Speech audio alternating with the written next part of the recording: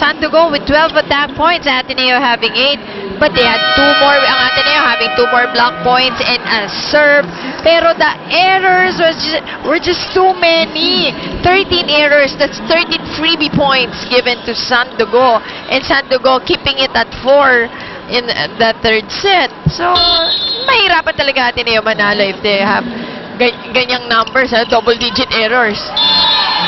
And Ruby De Leon is just getting away with murder here. She's gotten away with that move for the last, in about 2 sequences already, which is a lot of volleyball. Really catches you napping, you know? And again, it's awareness, conscious effort yan on the part of the opponent that you know that she has that, she has that arsenal. Kailangan aware ka palagi. And what you've always said, Mosi, is that if you do it, don't do it all the time. No. Ateneo's composure in the first set disappeared in the last 2 sets, actually. Although the defense has still been strong, except in that sequence as Gretchen Ho tries to keep that play, but doesn't work. Tejada is in for Gretchen Ho.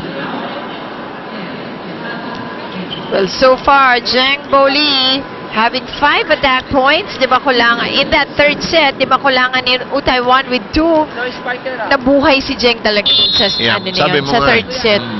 Parang sabi mo siya yung missing link eh. Yes, and then finally scoring 5 points, making the lives of her teammates easier. Easier as Phil Kainglet takes care of business there.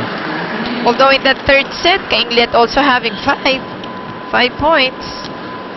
Kainglet just jammed and blocked and thwarted in the last 2 sets. Oh, this has been a disaster. Alam mo, problema ni Tajima yung serve niya. Happens at an awkward time when they're catching up, actually.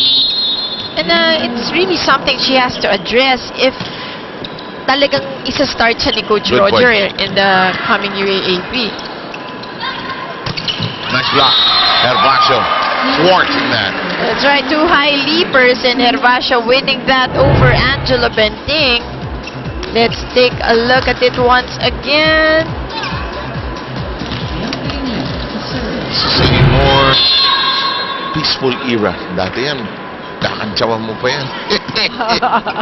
Yes, that's true. Ngayon kasi pwede nang may yellow card eh. In the meantime, Hervasio doing back-to-back good things for the Lady Eagles. She has scored the last 2 points and they come within 1. Shakies for Fun Family Pizza. It's got to be Shakies. Kainglet.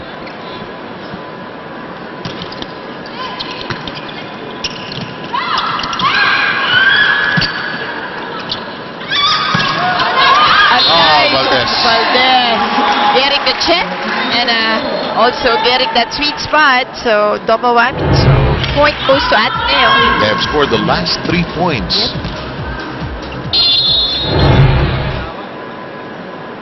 Kainglet. Kagulo sa likod. Nagkagulo sa harap. Nagkagulo sa likod. Pinagsamantalahan ng jumping ability ni Hervasio has been a factor in the last 3 points, the last 4 points of Ateneo. That's correct. Si Hervasio going cross court. Spelled G-Z-I. Z.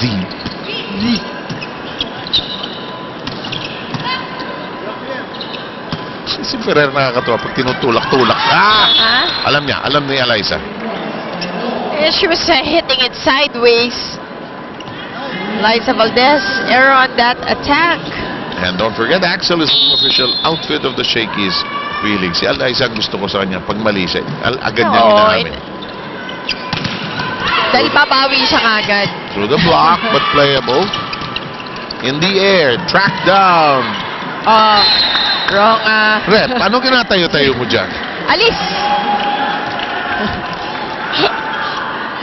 Sorry, permanent fixture. Yo Diyan kay.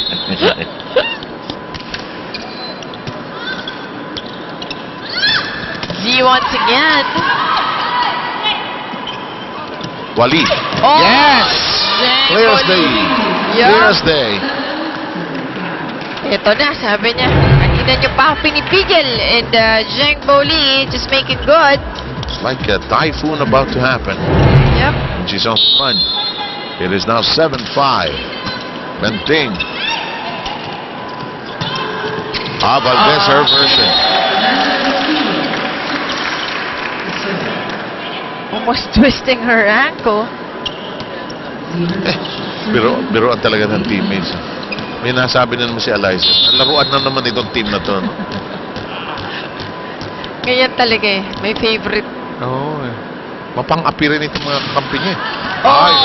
Long one for Z. Sabi niya, pwede bang i-reset yun? Hindi tennis to miss, ano? Magbabalik po ang Shakespeare.